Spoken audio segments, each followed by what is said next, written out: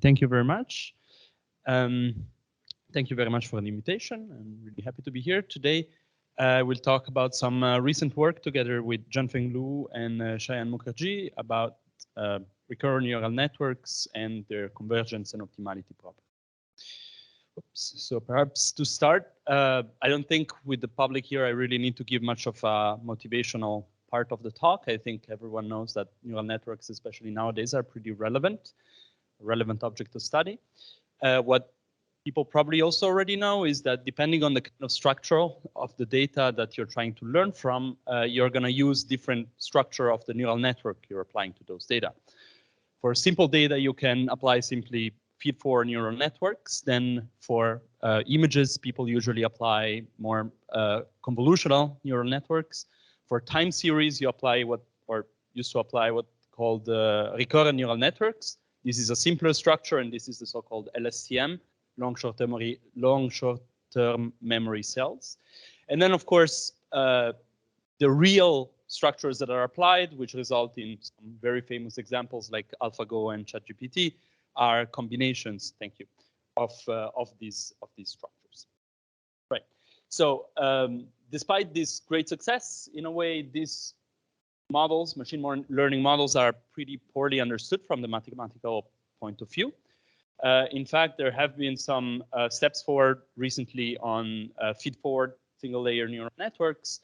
And what we want to do in this talk is we want to extend these proofs and results to some neural network structures that are recurrent neural networks. In particular, what we want to show is we want to give some statements about performance of these neural networks in a certain idealized regime called the mean field regime, and which kicks in when the width of the neural network is going to be large. So we're going to take a limit as n, the width of the network going to infinity. You can also stop me during the talk for any questions. Right, so let's make a start and start to define what we want to model. Sorry, it doesn't render exactly as I had hoped because of technical issues, but what we want to study are recurrent neural networks. So recurrent neural networks work with time series data, and how do you feed this time series data to a recurrent neural network? For each time step of your time series, xk, you pass it through a certain set of input weights, and that gives you an input state. And you add that to the memory of your network, which is this hidden state here. You add the input state with the previous step of the memory of your network additively. You pass that through a nonlinearity. You multiply with some hidden to hidden weights, and that gives you the next step of the memory. So in that way, you have stored the information at your current time step into the inner state of the network, which is described by this HHH, the hidden state. Right. So here we're going to have input states that are in RD, and then the width of the network is essentially how big this matrix is, which we assume to be R in n times n. So this element refers to these three matrices here, not to this expression. Then the output of the network is simply obtained by passing the hidden state, which is this thing, through the nonlinearity, and then through the output weights of the network. Okay, so this is just the kind of system we're going to look at. What is interesting here, we're going to take the limit as n goes to infinity. The 1 over n here is only relevant when we take this limit n goes to infinity. It's irrelevant in the finite width case because we can simply store that into WHH matrix. Right, so we're not going to be able, sorry for the rendering, we're not going to be able to look at this recurrent structure itself for infinite time series data. We're actually going to look at some data that have some finite memory, some time series of finite length. And in that case, what we do is we just unroll the network. So we're going to look at what happens to the network when we have the first time step combined with a memory of 0. And then, again, we combine the two, we pass it to the next level, and so on and so forth, exactly as I was doing before. This is the unrolled expression for the recurrent neural network, right? So you have finitely many steps going through the network. And then the output is exactly what we observed before. What I should mention here, the important thing, and that I will come back to in a second, is that the difference with classical neural networks is that there is weight sharing in this unrolled structure, meaning that you will have the same matrix WHH acting multiple times on your hidden state, right? And that will result in some problems down the road. Right, so now I should mention what kind of data we want to learn and how we want to learn from them. The data, as I mentioned, are time series, so they are generated by a discrete time dynamical system whose map, T, is assumed to be continuous, deterministic, and ergodic. Why are we assuming that it's ergodic? So that we can come up or find its invariant measure in a very natural way. Its invariant measure is nothing else than, I mean, drawing from the invariant measure means I'm drawing typical trajectories from my system. And then I want to quantify the quality of my approximator of my neural network in learning a certain function f star. You can give any function of your time series that you want to learn. And to quantify how well you're doing, you take the difference, you take the square that quantifies the error on a certain time series x, and then you integrate over this invariant measure. So you draw a sample in the finite sample case of some typical trajectories, and you evaluate your network on those trajectories, right? So you have this quantity which is called the risk or the loss function, and that we want to minimize. Now, how are we going to minimize this? This is going to minimize, so we want to change the parameters in such a way as to learn f star. And the most naive, but also very successful way people have been doing this is by taking the gradient, so going in the direction of steepest descent of this loss function in parameter space. Right here we get the equation, the ODE that we get out of it, and this is called the gradient descent ODE is essentially for my dynamics. This is how we're going to train the network, and T is going to be the training time. Right, so now I have explained what the object that we want to look at. We want to now take the limit as I anticipated, and so I have to tell you how I want to take this limit. Now, this limit, the way we take this limit is most naturally seen in the single layer neural network case.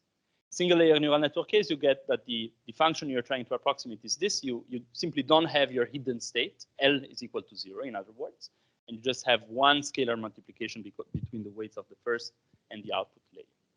Right? You see this 1 over n, which is the quantity that I highlighted in red in the first slide kicking in. And now we'll see why there is this 1 over n. This 1 over n is there because I can express this function, this inner product, or this average really, as an integration against an empirical measure on the indices j, right? So I can see instead of the matrix W as a function of its weights, as a function of its indices, I can see a generic function W and integrate against an empirical measure on the indices of this neural network here. Why am I doing this? I'm doing this because this allows me to take the limit as n, remember n is the width of the network, as n goes to infinity in a pretty natural way. In fact, what I can do is I can abstract away from the idea that the space of indices is natural indices. I can just look at a continuous space. And then I can just, using the theory of convergence of empirical measures, just look at a limiting object, which is the integration against a measure, which is not anymore an empirical measure, but just a general measure I want to integrate against. This is a measure on indices, and all I did here was to change weights as weight functions and a sum into an integral, right? That's the idea of taking the limit.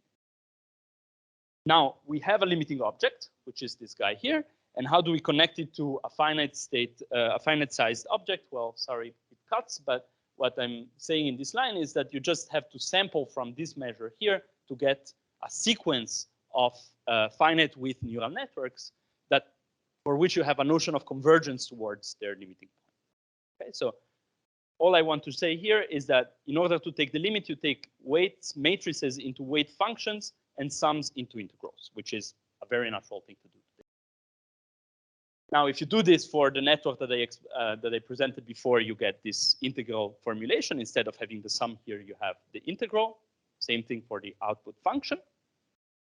And exactly as I did before, for the recurrent neural network, you get that the weight or the finite width neural network is obtained by sampling from this measure pH here, right? Which is the limiting measure of the indices you introduce. And now I'm gonna talk about some the results we want to present. So I want to train these models with gradient descent. In this case, I will have gradient descent on the weight matrices. In this case, I'll have gradient descent on the weight functions. And I want to present two types of results.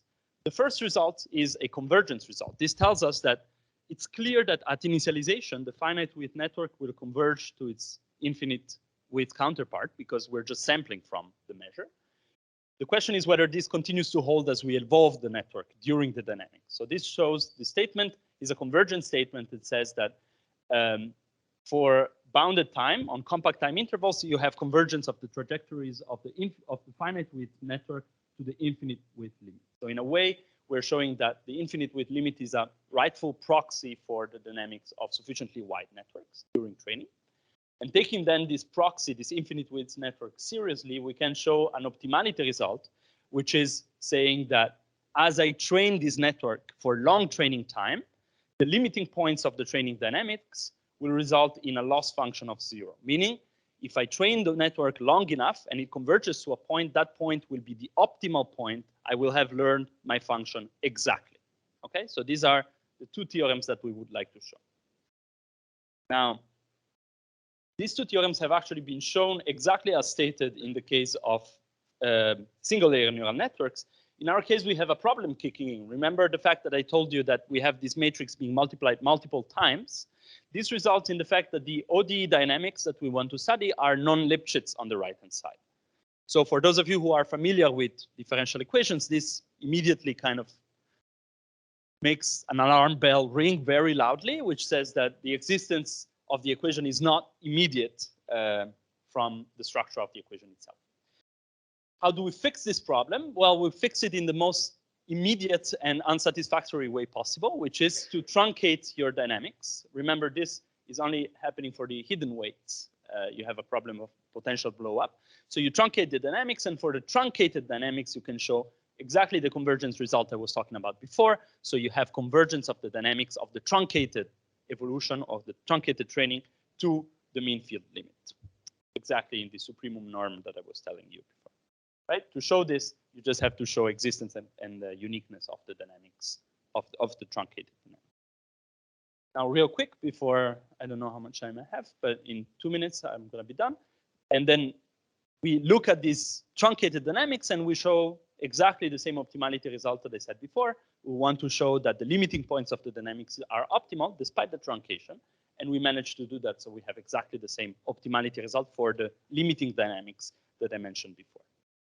Daring to show a proof in 1 minute, which is never a good idea, but I'm going to do it nonetheless. How can we have, so the proof goes by contradiction, and it says, look at the fixed points. These are the fixed points equation for the output weights.